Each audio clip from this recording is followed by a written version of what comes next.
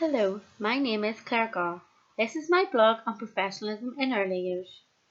Well, what is professionalism? Meister cited it is not a label you give yourself, it's a description you hope others will apply to you.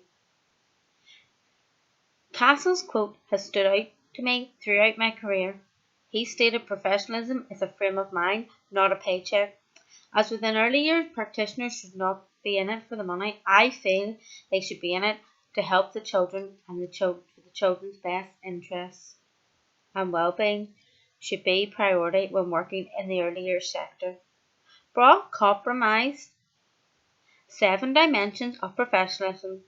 3 that relate to my professional journey are 1. Knowledge. It is important that you have the knowledge to help improve the early years setting as a whole for both children and the practitioners in the working team. Secondly, skills. It is important you have the skills to apply the knowledge.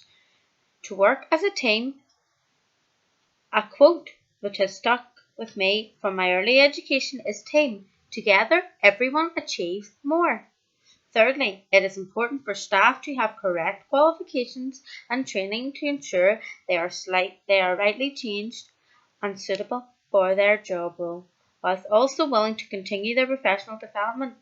Practitioners must be willing to develop and work together to help the children and other practitioners in order for both staff and the setting to remain professional.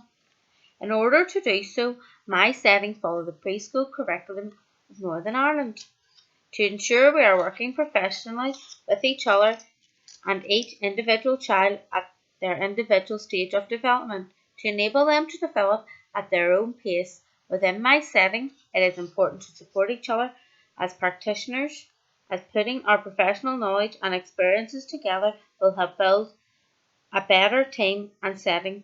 As Vygotsky stated, it is through others that we develop into ourselves. Practitioners should have high knowledge of children's development. Bowlby highlights the importance of adult and child interactions on early childhood development. This is also why practitioners must understand and accept every child is different and will develop at different rates of ages and stages. In my setting, in order to remain professional, we take into consideration every individual's developmental stage, and we have in place individual learning plans to help children reach and progress their stages of development by setting appropriate, realistic goals suitable to their individual stages, working together as a professional working team to help the children achieve their goals, ensuring they are ready to transition into primary education. It is professional to reflect on the practice which is carried out within the setting in order to move on to develop and improve the setting, enhancing the services they offer. Throughout my professional journey, I have been given different roles. All of these included evaluating and reflecting on my practice and my journey so far. Within my level 5, I was given higher responsibility leadership roles, allowing me to reflect on and adapt the setting. For example, to make the parents aware of the importance of loose parts, I invited all the parents into a loose parts workshop within my setting.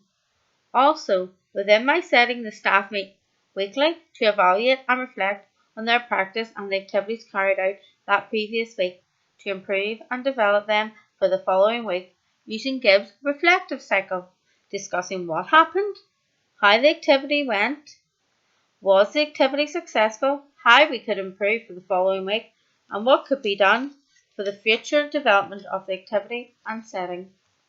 Using Sean's framework, both reflecting in practice and reflecting on practice. All staff are included in these weekly meetings. However, we find it difficult finding the time to fit these meetings in, meaning they tend to be rushed. I feel that practitioners should work together to find more time to reflect on their practice, and it is important to ensure us as a team remain professional.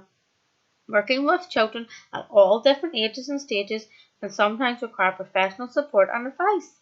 In my setting, we work with health visitors, carrying out their 3-year review, occupational therapists, and speech and language therapists. It is important we work closely alongside these professionals, taking their advice on board, in order for individual children to achieve their best outcomes possible, and to help meet their individual needs, working alongside parents, supporting them professionally, as it can be a difficult time for them with no experience and they need our professional support. In order to give them support, communication must be clear and understandable. Ensuring there are no communication barriers, using language they understand is important and professional. Complex jargon may not be understood by parents. It is important to remain positive, supporting both children and staff within the setting. We follow Skinner's positive reinforcement theory, positively rewarding positive behaviour and using peer praise. If needed, individual behaviour plans are put into place, working closely alongside the parents, creating consistency within the children's preschool and home environment. My setting is the preschool curriculum NI provides the setting and practitioners guidelines and advice to ensure practitioners are helping the settings running to high standards.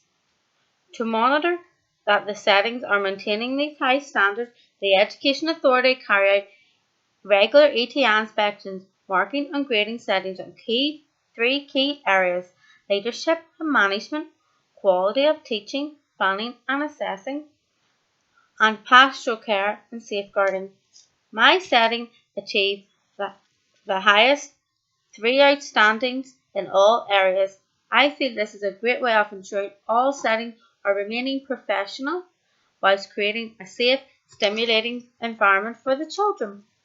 My setting's vision and ethos is to create a safe and secure stimulating setting to ensure the children's progress and develop to have the best possible start to the rest of their lives.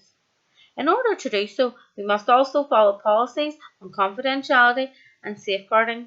It is important that professionals follow Article 3 of the UN Rights of the Child by following the child's best interest in their quality of care throughout their whole education, whilst continuously remembering the importance of confidentiality, remaining professional by following the data protection laws in place.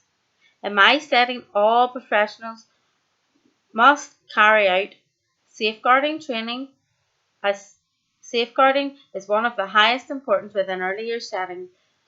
Complaints and concerns procedures are displayed clearly throughout the settings, clearly showing who the child protection and deputy child protection officer is.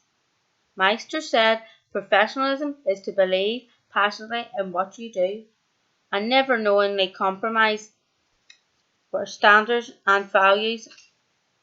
Act like a true professional, aiming for true excellence, and the success will follow." Thank you for listening.